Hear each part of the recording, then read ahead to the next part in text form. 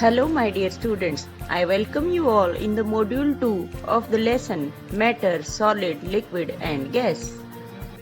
A solution is a mixture in which components are spread uniformly.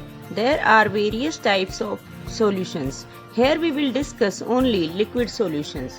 The components of solutions are solute and solvent. In liquid solutions, the component that dissolve is called the solute.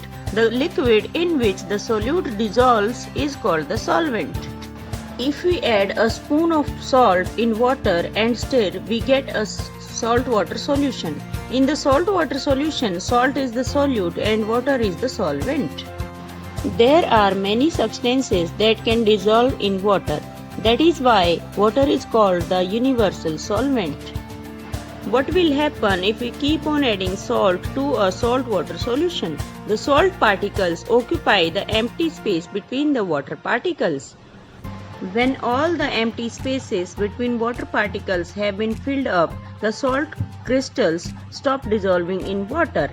When a solution cannot dissolve any more of the solute, it is called saturated solution.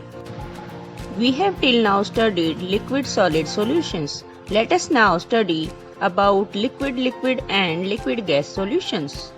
Liquid-liquid solution. Liquids that dissolve in water are called miscible liquids. Liquids that do not dissolve in water are called immiscible liquids.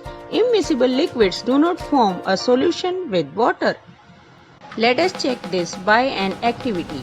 Pour some water in 5 glasses. Add a drop of milk to the first glass, glycerin to the second, lemon juice to the third, oil to the fourth and kerosene to the fifth. We will see that milk, glycerin and lemon juice form a solution, but oil and kerosene do not make solutions. Liquid gas solution. When we boil water, bubbles form on the side of the vessel. These are bubbles of the gases that were dissolved in water.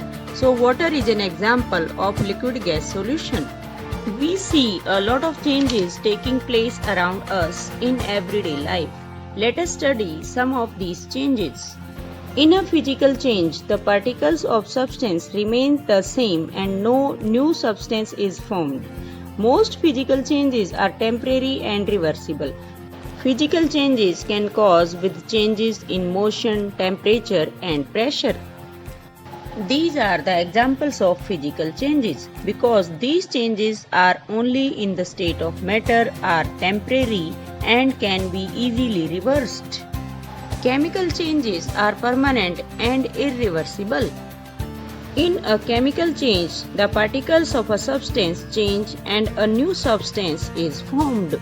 In a chemical change, heating or cooling results in a permanent change. A new substance is formed and we cannot get back the old substance. For example, when a piece of paper is burnt, it changes into ash. The molecules of paper are different from the molecules of ash. Changing of water into water vapor, burning of a candle and melting of butter are some examples of chemical changes. I hope that you have learned a lot about matter. Thank you my dear students.